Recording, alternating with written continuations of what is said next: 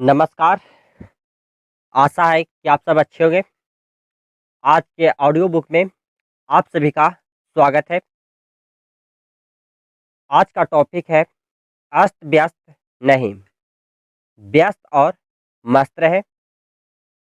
पुस्तक का नाम है रुक जाना नहीं, लेखक हैं आईएएस निशान जैन। एक है श्रीमान का कैरियर और एग्जाम की तैयारी के प्रति पूर्ण समर्पित, निष्ठा और समर्पण में कोई कमी नहीं। सोने और खाने के लिए बमुश्किल कुछ समय निकालकर बाकी समय बस पढ़ते हैं। इतना पढ़ते हैं कि अड़ोस-पड़ोस के साथ ही इनसे लगभग भयाक्रांत रहते हैं। लिखते भी ठीक-ठाक है और स्मरण शक्ति भी बढ़िया है। सिलेबस भी पूरा तैयार है। इनके रूम पर इतनी किताबें और नोट्स का अंबार है कि आप देखने मात्र से ही तनाव में आ जाएं। पर आश्चर्यजनक रूप से पिछले काफ़ी समय से इन्हें परीक्षाओं में अपेक्षित सफलता नहीं मिल पा रही है। नतीजा हर बार वही सिफर। उनके करीबी दोस्त बताते हैं कि वे इतनी मेहनत के बावजूद अनियमित और बेतरतीब दिनचर्या के शिकार हैं और विशेषकर परीक्षा के दिनों में बेहद तनाव और दुश्चिंता से ग्रस्त हो जाते हैं। दूसरे हैं श्रीमान ख। जीवन कुछ हद तक व्यवस्थित सा है इनका। अक्सर व्यस्त रहते हैं, पढ़ाई भी जमकर करते हैं और कभी-कभार मस्ती भी। दोस्तों के भी पसंदीदा साथी हैं। श्रीमान ख। टाइम मैनेजमेंट ऐसा कि थोड़ा बहुत वक्त अपनी रुचियों के लिए भी निकाल ही लेते हैं। जब भी आप इनसे मिलेंगे तो इनके चेहरे पर एक मन मुस्कान तैरती हुई मिलेगी। परीक्षा के दिनों में अतिरिक्त तनाव इनके लिए अजीब सी बात है और ये जनाब अपने चिर परिचित शांत स्वभाव को परीक्षाओं में भी कायम रखते हैं। इनके बारे में एक और दिलचस्प बात यह है कि जितना इनपुट ये देते हैं उससे ज़्यादा इनका आउटपुट रहता है। ए महोदय श्रीमान का जितना तो नहीं पढ़ पाते, पर जितना पढ़ते हैं व्यवस्थित और नियमित ढंग से, वो भी रिवीजन के साथ। प्रिय दोस्तों, हमारे आसपास श्रीमान का और श्रीमान खा जैसे तमाम साथी मिल जाएंगे। हो सकता है कि आप में से भी कई साथियों के लक्षण श्रीमान का या श्रीमान खा से मिलते जुलते हो। इसी बीच मैं आपसे एक सवाल भी पूछना चाहता हूं, जिसका ईमानदार जवाब आपको खुद को ही देना होगा। क्या आपके साथ भी ऐसी ही समस्या है कि आप मेहनत तो खूब करते हैं पर नतीजे नहीं मिल पाते? तैयारी भरपूर है पर इतनी अव्यवस्थित है कि आपको खुद नहीं मालूम कि मैंने फला टॉपिक कितनी किताबों से या किन-किन स्रोतों से पढ़ा है।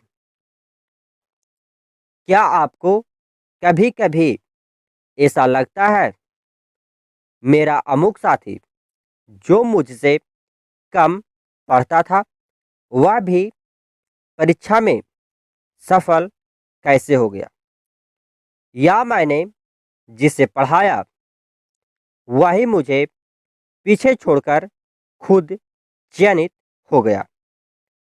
क्या आपको ऐसा लगता है कि जितनी पढ़ाई मैंने की उसके अनुरूप मुझे कभी परिणाम मिला ही नहीं?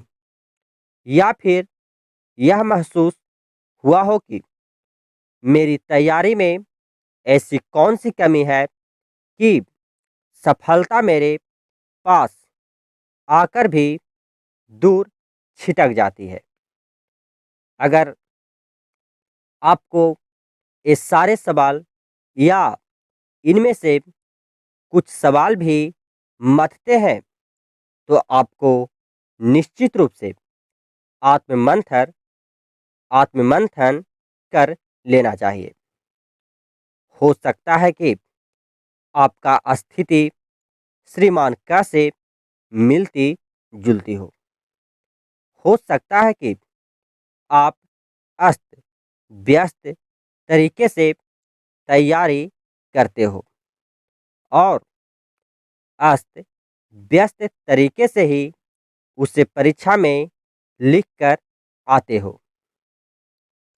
साथियों, यह बात समझ रहे होंगे कि दरअसल हमें श्रीमान क से श्रीमान ख तक की यात्रा तय करनी है।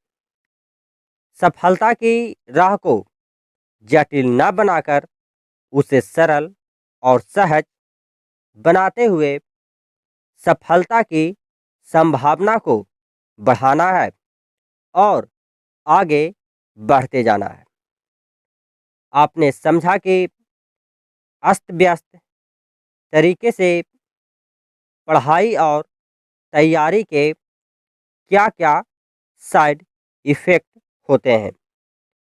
जबकि हमारे ही बीच कुछ साथी व्यस्त और मस्त रहकर अपेक्षाकृत कम तैयारी के बावजूद बेहतर नतीजे हासिल कर लेते हैं। आइए चर्चा करते हैं कि ऐसा क्यों होता है। दरअसल व्यस्त रहना एक बात है और अस्त व्यस्त रहना दूसरी बात। सफल होने और साथ ही खुश रहने के लिए व्यस्त रहना निश्चित ही जरूरी है पर अस्त व्यस्त तरीके से व्यस्त रहना कतई जरूरी नहीं है। इसके बजाय मस्त रहते हुए व्यस्त रहना कई गुना बेहतर है। मस्त और व्यस्त रहने का सीधा सा फायदा यह होता है कि आप व्यर्थ के तनाव से बचे रहते हैं और परीक्षा में भी शांत और सहज मन से बेहतर प्रदर्शन कर पाते हैं। आइए जानें व्यस्त और मस्त रहने के लक्षण और फायदे। पहली बात, आप अमूमन प्रसन्न रहते हैं और आप में सकारात्मक ऊर्जा का प्रवाह बना रहता है। दूसरी बात, आप जो भी पढ़ते हैं उसे एंजॉय करते हैं और तनावपूर्ण समय में भी सहज रहते हैं। तीसरी बात, सहज और शांत रहने की इस आदत के चलते परीक्षा हॉल में भी आपका प्रदर्शन औसत से बेहतर रहता है, क्योंकि आपका दिमाग पर अनावश्यक भार रखे बिना खुलकर लिख पाते हैं। चौथी बात, साथ ही साथ आप परीक्षा के परिणाम को लेकर ज़्यादा चिंतित भी चिंतित भी नहीं होते और हर परिस्थिति के लिए तैयार रहते हैं। एक कहावत भी है, try for the best, prepare for the broast. दरअसल व्यस्त रहना एक नियामत की तरह है और अगर मस्त रहकर व्यस्त रहा जाए तो यह सोने पर सुहागा ही है। व्यस्त रहने से आपको एक संतुष्टि का भाव महसूस होता है, जो आप अपने दिन को जस्टिफाई कर पाते हैं। पर आखिरी ऐसे कौन से तरीके हैं जिनसे हम अपनी आदत में कुछ बदलाव लाते हुए बिजी रहते हुए भी खुश रह सकते हैं? पांचवी बात, दिनचर्या को नियमित करने की कोशिश करें। परफेक्ट दिनचर्या जैसी कोई चीज़ नहीं होती। जहाँ तक संभव हो एक ठीक ठाक दिनचर्या बनाकर उसका पालन करने की कोशिश करें।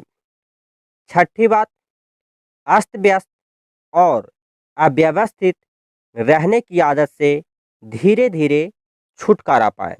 जैसे कि आप स्टडी का एक शेड्यूल बना लें, जिसमें पढ़ाई के साथ साथ अभ्यास, रिवीजन और लेखन का भी समुचित स्थान हो। सातवीं बात, अपने स्वतंत्र और सहजता को बनाए रखें। अपने शौक व रुचियों और फिटनेस व हाइजीन का भी ख्याल रखें। अपने दिनचर्या में योग व प्राणायाम को शामिल करने का प्रयास करें। आठवीं बात, व्यस्त रहना आपको शारीरिक व मानसिक रूप से स्वस्थ बनाए रखता है, पर साथ ही प्रसन्नचित और मस्त रहकर पढ़ाई करने का अपना ही आनंद है। अंतिम बात, स्वयं खुश रहें, तभी आप दूसरों को भी खुश कर सकते हैं। प्रसन्नता संक्रामक होती है। भीतर से खुश रहें और बाहर भी खुश दिखें। तब तक के लिए आप सब लोग खुश रहें, मस्त रहें।